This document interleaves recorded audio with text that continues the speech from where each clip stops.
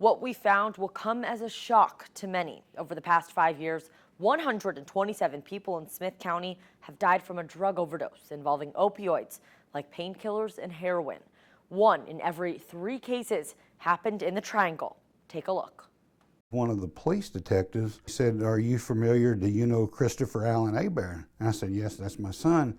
And then just out of the blue, he said, "He is deceased, he died." Those were his exact words. His son, 26-year-old Chris Hebert, overdosed. It was a mix of tramadol, an opioid, and bath salts.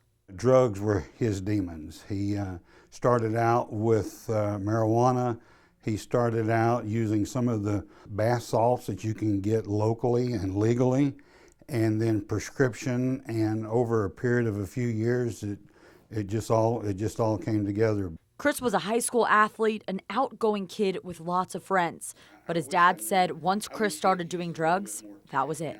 Once they're hooked, they're going to get it. But for it's so readily available, it just makes you hurt and pain that it's just there.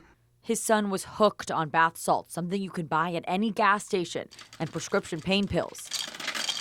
But he is far from alone. For weeks, I rifled through autopsy reports and searched through inquests from 2011 through 2015. After putting all of the results into a spreadsheet, I mapped all of the overdoses. What I found is this triangle. Chris died right in the middle of it at a house on Wall Street. A quarter of drug overdoses in Tyler over the last 5 years happened right here. Can it be fixed? It might can be curbed, but I don't see it. I just one of those things, I just don't see it ever being completely healed, so to speak. I think it's going to be with us.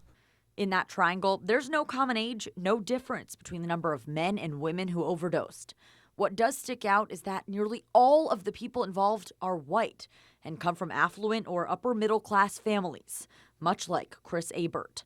And this day, Russell Hebert is bravely telling his son's story in hopes it may save a life, even just one. And I think talking about it, getting the word out, and just having it in people's minds to talk about it, I do think that is the first step.